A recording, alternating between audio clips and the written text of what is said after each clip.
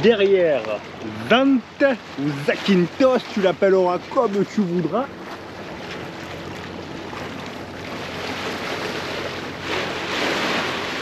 Là, le Péloponnèse est droit dans l'étrave Catacolonne, dans le Pélope. Eh ben c'est quand même chouette de se retrouver là encore, le Péloponnèse, parce que je sais pas toi, mais si tu te rappelles les souvenirs du collège, moi le Péloponnèse, je t'assure qu'il m'a même un peu cassé les pieds quand même. La guerre ici et là, alors que maintenant c'est un truc que j'adore. Bon voilà, écoute, regarde derrière le Génois, tu as le bout de l'île. Alors, très beau mouillage, très grand, très spacieux, mais je crois que je l'ai dit déjà que la houle. Bon putain, il faut vraiment que j'arrête de radoter. Hein. Je crois que la vieillesse me guette. Et qu'à un moment donné, je vais arrêter de faire les vidéos parce que sinon je vais te faire 4 fois la même sans m'en apercevoir. Bon, allez, on continue, va.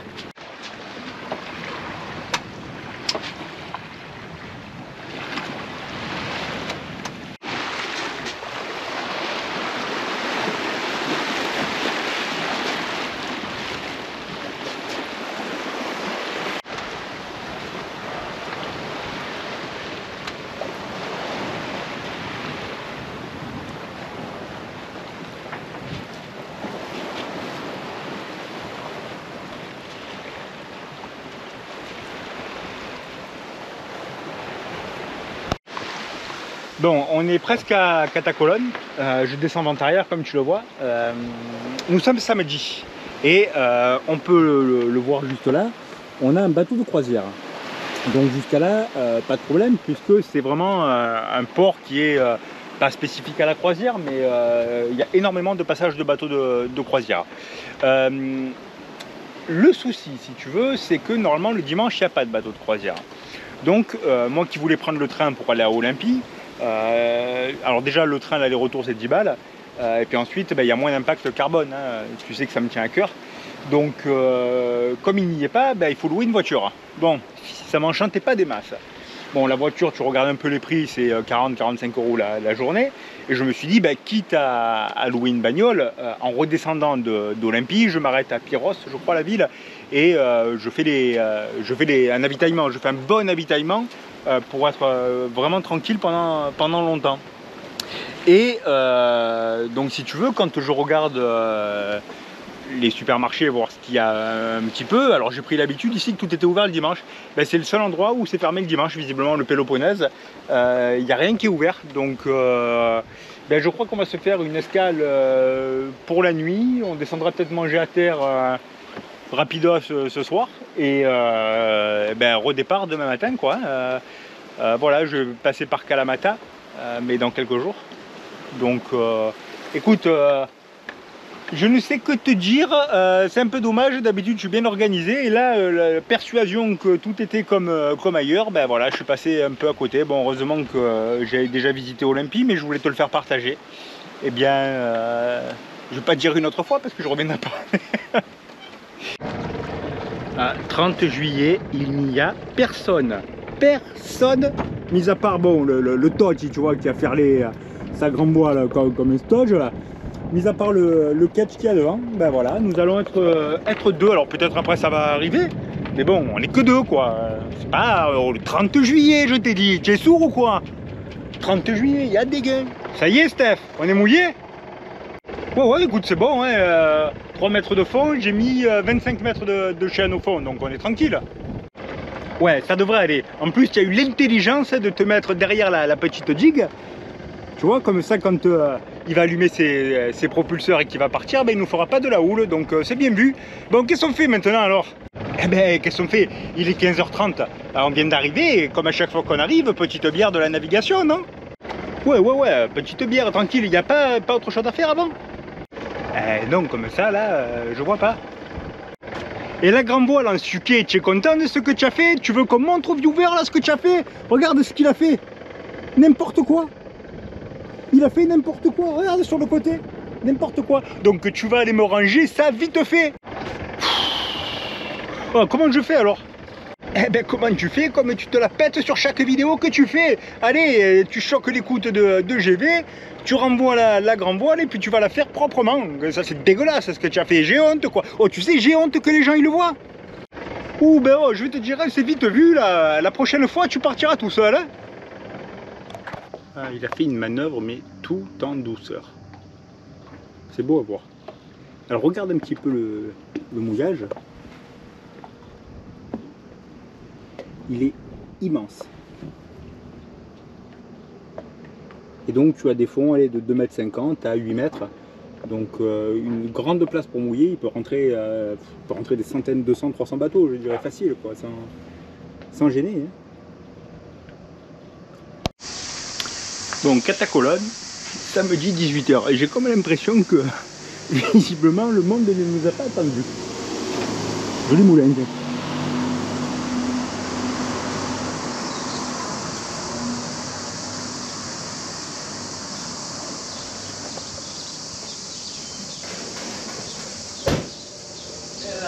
Bon ben, qu'est-ce que ça signifie tout ça? C'est qu'un samedi à 18 h, tout est fermé, c'est qu'il y a une ville qui ne vit exclusivement que du tourisme lié à la croisière. Donc bah c'est, pas dire c'est triste ou c'est dommage, enfin, c'est ce que c'est. D'un côté c'est tellement petit, c'est un village, donc tu comprends qu'ils puissent faire leur beurre dessus. Tiens, il y a un magasin d'habits ouvert. Mais voilà, c'est le seul truc, tu vois.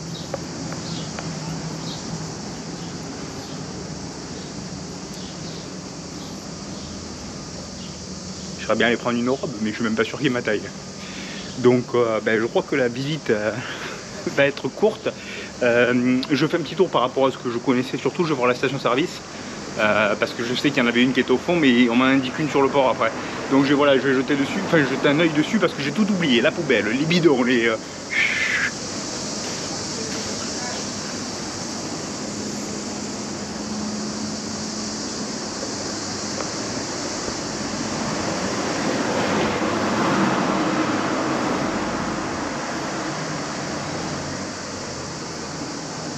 Ah, il y a juste aussi la supérette d'ouvert quoi. Je suis sûr qu'ils n'ont pas de 51 en plus. Nuit très reposante à Catacolone. C'était tranquille, pas de houle ni rien, c'était chouette. Et là donc bah, j'avance vers la suite du périple, toujours en longeant le Péloponnèse. Bon évidemment comme tous les matins, pas d'air. Mais j'ai 52 000 à faire aujourd'hui. Donc voilà, je voulais pas partir trop tard ni attendre trop le vent. Bon, s'il se lève sur les coups des midi 13 h, ça fait 3-4 heures à l'attendre. Bon, 3-4 heures, on aura fait 15-20 000 déjà. Donc voilà, on va arriver ce soir, je pense, sur les coups des 20 h, 21 h. Dans un endroit qui est sympa. Je pense que je vais y rester 2 jours finalement, hein, comme j'ai pas pu aller à Olympie. J'en profiterai là-bas pour être bien.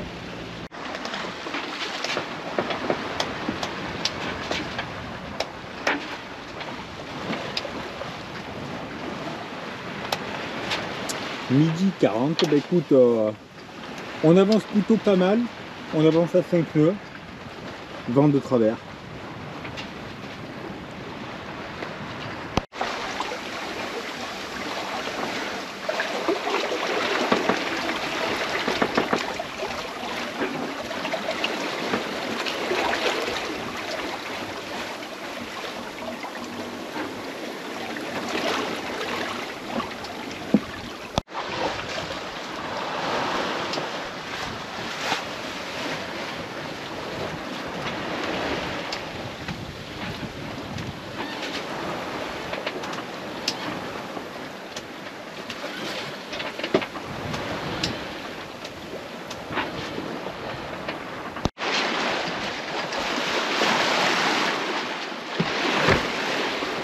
Bon ben on avance toujours, donc une petite île, là nous le mouillage sera un peu plus loin quand même, il nous reste une petite vingtaine de milles à faire. Donc il y a 8 nœuds de vent, on avance nous à 5 nœuds à peu près. Alors la chose voudrait que l'on passe, où est-ce qu'on laisse l'île sur notre bâbord. Ben moi je vais essayer de passer entre l'île et le continent. Tout simplement parce que je mise, hein, tu vois le vent la grand largue, donc ça veut dire que il vient comme ceci. Je vais essayer de miser. C'est vraiment de miser, hein. Plutôt que de prendre, si je passais, que je laissais sur notre bâbord l'île, je sais que j'aurai du vent constamment. Donc là, je sais que je risque d'être un peu privé de vent. Mais je vais miser sur une accélération effet de cap, effet d'île, là, comme on avait eu au sud de Sardaigne, donc avec une grosse accélération du vent. Bon, ben là, une grosse accélération, si tu veux, si j'ai 15 nœuds, je pense que ça sera le bout du monde. Et surtout un gain en route, donc voilà, je veux voir ce que ça donne de procéder comme ça. C'est mon choix, c'est mes décisions de navigateur, mais c'est voilà, de la navigation, voilà, c'est ma décision sur cette nave là. Ouais, puis également je voudrais miser sur une baisse de houle en passant entre les îles, qu'elle soit atténuée par l'île, parce que depuis tout à l'heure, on a 1 mètre de houle. Et bon, c'est pas pénible si tu veux, mais ça fait un peu claquer des fois la baume, donc ouais, j'aime pas trop quand ça claque. Donc voilà, écoute, on va essayer de faire comme ça, gain de route, accélération du vent et baisse de houle. Voilà ce que l'on espère, débrief quand on sera passé. Et voilà, donc on est entre l'île et le continent. Alors tu le vois, il n'y a plus de génois parce que le vent est tombé à 1,5.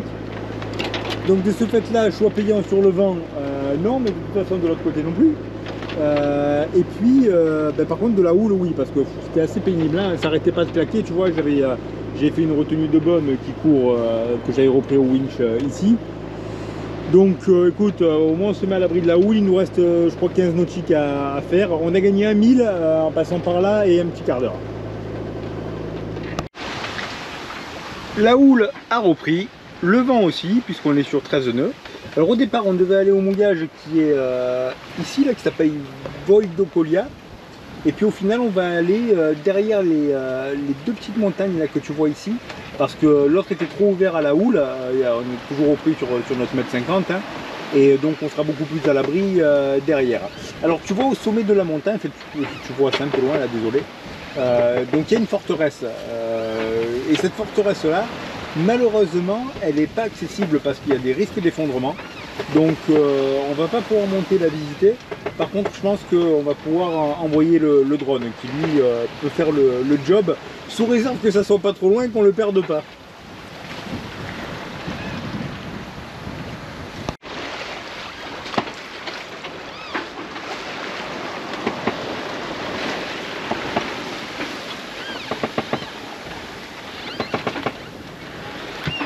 Et nous, il faut contourner tout là-bas pour rentrer, parce qu'il y a une entrée là, mais un peu chaud là, niveau profondeur, donc on pourrait passer, mais chaud quoi. Donc de chaque côté, il y a 1,50 m d'eau, donc plus que le tirant d'eau, donc on va pas tenter le diable et on va faire le tour, bien sagement.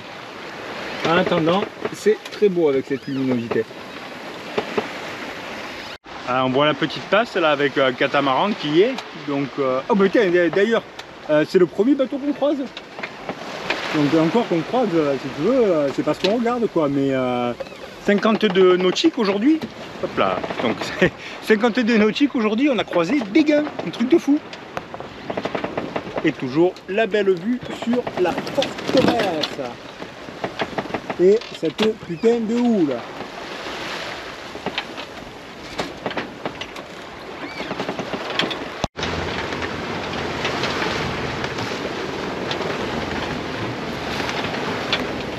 Et là tu vois l'arche qui est creusée là ici. Nature encore une fois exceptionnelle. Alors on voit bien derrière par contre que c'est nettement plus calme hein, au niveau du plan d'eau. Donc on va être abrité de la houle, c'est plutôt une bonne nouvelle. Ça va être plus calme. La ville de Pylos avec le port et en haut la forteresse éponyme.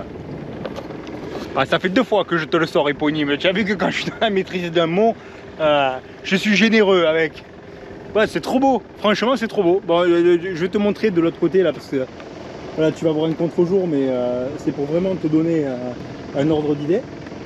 Alors, le détour là que l'on peut faire suite à ce que je t'ai montré par l'endroit où on ne peut pas passer, il est de 6000 nautiques, 3 dans un sens, 3 dans l'autre.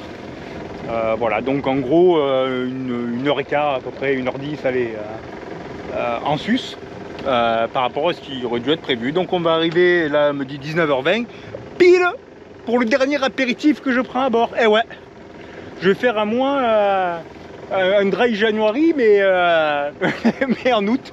Donc voilà, je vais faire soft là. Faut que... Bon, l'apéro, je le fais que le week-end, hein, mais voilà, faut peu que je lâche quand même. Ah, regarde mon biquet, tu vois tout ce qui est éponyme là. Donc Pylos. Allez, le moment va être venu de quitter ce magnifique mouillage, Ormos Nayarino. C'était super calme, c'est magnifique, c'est sauvage. C'est vraiment très content d'être venu ici. Je serais bien resté un jour de plus, mais il faut quand même avancer et prendre un peu plus de temps pour les sites qui sont classés. Vraiment les sites à te faire découvrir. Qu'est-ce que j'ai à te dire de plus? Oui, tu le verras sur les plans, donc j'ai envoyé le drone. Hier j'avais réglé certains paramètres, notamment la géocage, qui l'empêche d'aller à une certaine hauteur et de s'éloigner de moi à une certaine distance aussi. Donc j'ai été bloqué en fait, et pour la forteresse et pour le mouillage qu'il y a à côté. Ouais, ça m'a un peu embêté. Alors autant pour la hauteur, je l'ai envoyé à 200 et quelques mètres, mais c'est pour la distance où ça a été un peu plus compliqué. Bon, je vais revoir les paramètres aujourd'hui, puisque je crois que de mémoire j'ai mis 3 km de moins ou 2 km, enfin on n'y était pas. Donc voilà, je vais voir tout ça, et puis tu auras quand même une vue, enfin tu l'as vu, tu as une vue aérienne du mouillage que je te conseille. Donc juste en face de la petite ville de Pylos, ça fait comme une mer fermée, hein, et c'est vraiment exceptionnel. Et tu vois, donc si je te montre sur le plan, on a bien fait de ne pas passer par là hier, parce qu'on voit des baigneurs. Donc finalement il n'y a même pas 1m50 hein, Allez, petit tour d'horizon pour que tu te la régales autant que moi.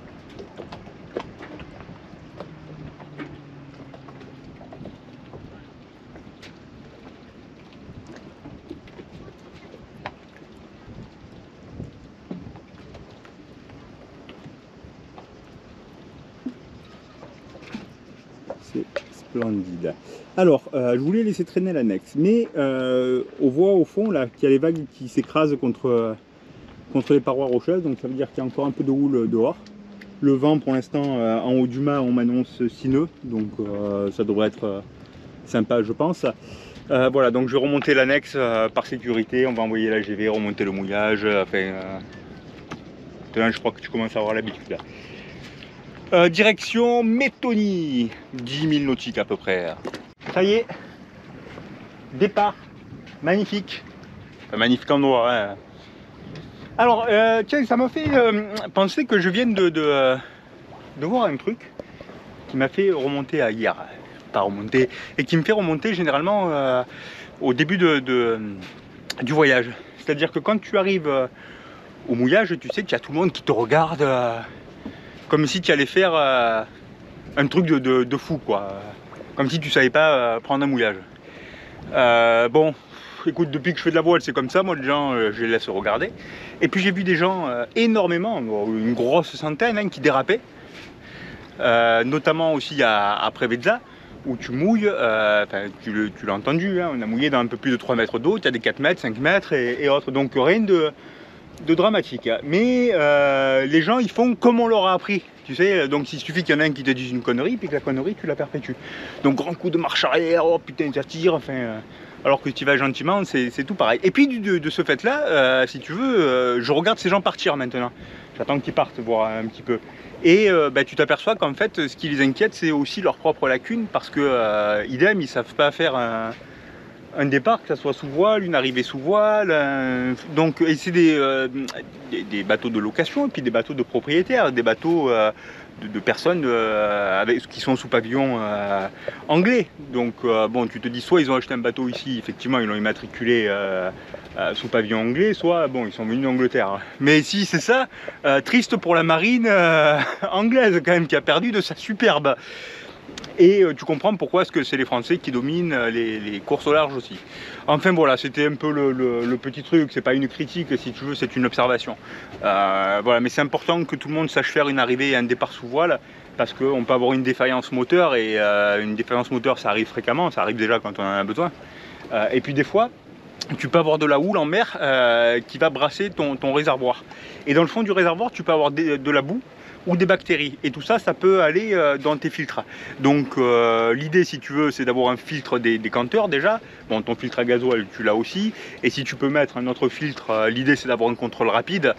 Te dire, attention, là, j'ai des bactéries, pas bon, ça va passer dans le moteur. Je vais traiter le problème maintenant. Ce que je fais moi pour éviter tout problème, c'est que j'ai fait un traitement curatif quand j'ai pris le bateau.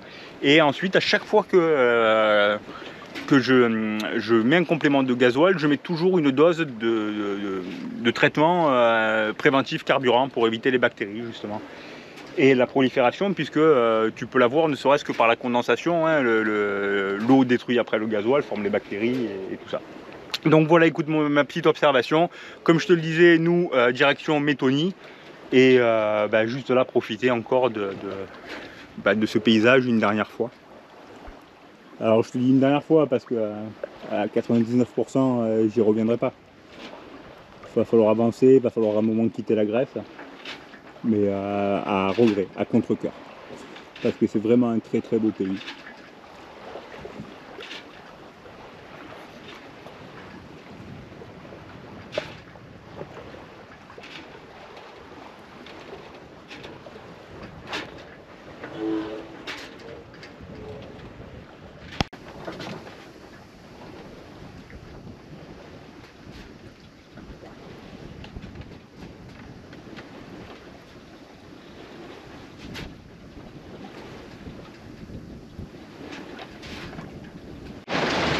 Et c'est toujours sous cette houle pénible que nous arrivons à Méthonie et son magnifique château, forteresse,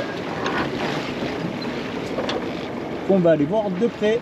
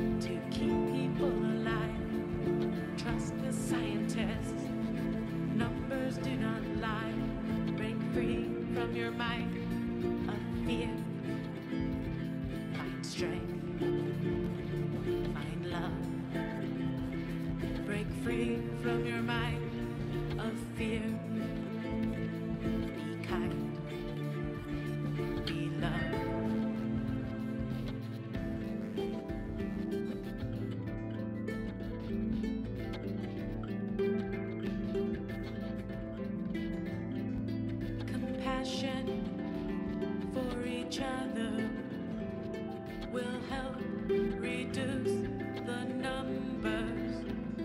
Compassion for ourselves will help ensure our health.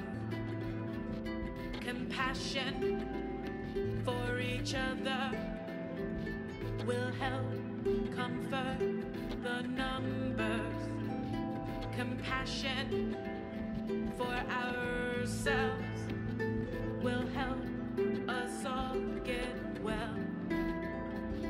Compassion for each other will make us more than numbers.